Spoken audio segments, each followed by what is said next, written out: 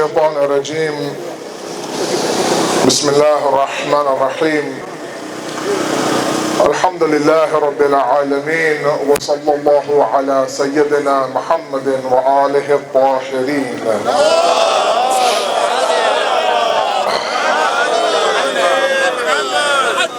A lot has been said today, and we will keep it brief. It is cold, and everything that needed to be said was said by the previous speakers. Our message today is to two different groups, actually three different individuals. The first message is to that building and their inhabitants and to Al Saud. The one thing about history is it has a funny way of repeating itself over and over and over again. If Nabi Musa brought down Fir'aun and Nabi Ibrahim brought down Namrud, if the Prophet of Allah brought down Abu Sufyan, if Hussein's blood brought down Yazid, then the blood of Sheikh Nimr will bring down Al Saud as well.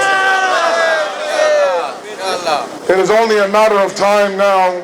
What these individuals didn't realize by doing this heinous crime was this man, so long as he was a prisoner, he was less of a threat now that he's a martyr. They don't realize that the blood of Sheikh Nimr will convert to a nail in the coffin of Al Saud. It's only a matter of days where we will witness the drop of this regime, where people will be forced to call out their injustice. Our one question to this building, where some of you question why we protest in front of the U.S. Consulate, there's no point in us talking to the puppet without talking to the puppet master first. There's no point in us talking to the child without talking to the person who gives that child tarbiyat. We talked to the U.S. Consulate today and asked them one question. You walk around the world, you invade our countries, you bulldoze our homes, you kill our families, you kill our children, and you do it in the name of freedom. You believe yourself to be the advocates of justice. Your two biggest allies in the Middle East are one the voice of Salafism and one the voice of Zionism, and both of them combined are responsible for the amount of bloodshed happening today. I ask you, revisit your policies. Ask yourself very important questions. The people of the West, who are the educated people, are people of freedom. We ask you, what was Sheikh Nimr's crime? His only crime was what? That he wanted justice. And he countless times said to us and to others that our sword is the sword of our words, not of our violence. I ask all of you to be very careful. If we wish to take this mission of Sheikh Nimr forward, then we do it peacefully.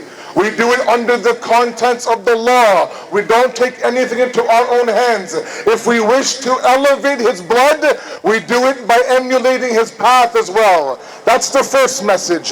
The second message to the mother of Sheikh Nimr, to the family of Sheikh Nimr, we mourn with you today. Our grief, as Sheikh Zafar Banga said, is very real today. We've never met the man, never spoken to the man, never stood beside the man, but we know what he stood for, and we stand for what he stood for today. We are here to send you, the mother of this shaheed, a very clear message.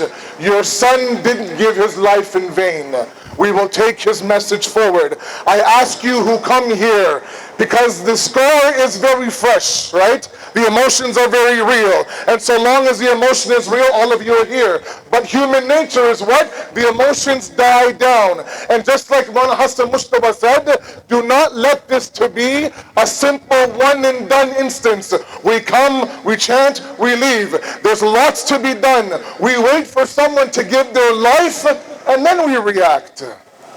It's better that as opposed to being reactive, we become proactive. So let's...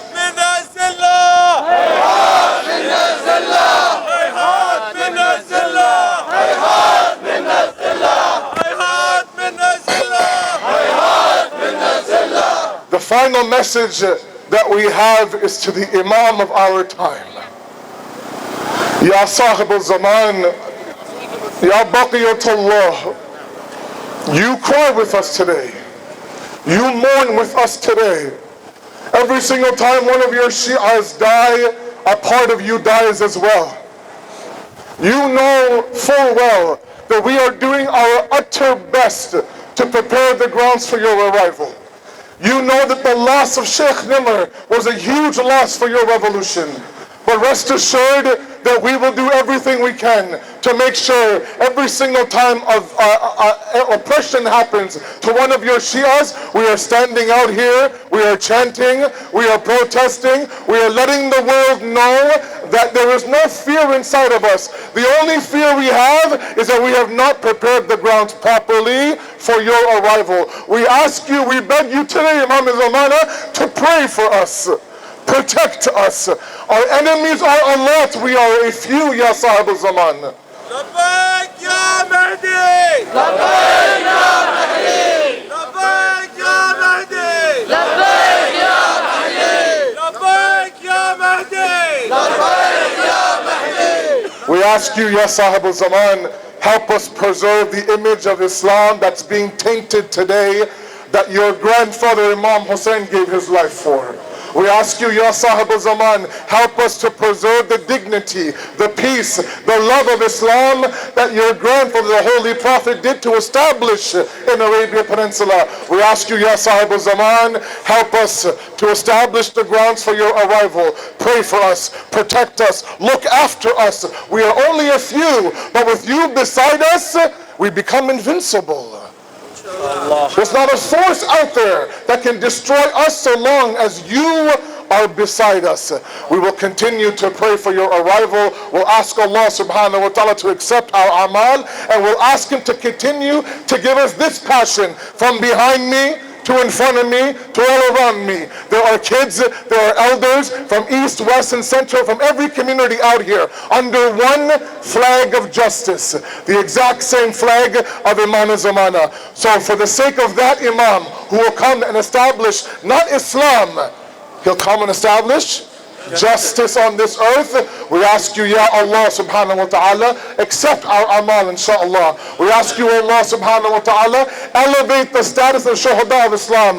We ask you, Allah subhanahu wa ta'ala, destroy the enemies of Islam inshaAllah. We ask you, Allah, there is one solution that we have, that's the coming of our 12th Imam. Hasten that reappearance. Make us isqabil and worthy to be beside the Imam when he comes inshaAllah. Wassalamu alaikum wa rahmatullahi wa barakatuh.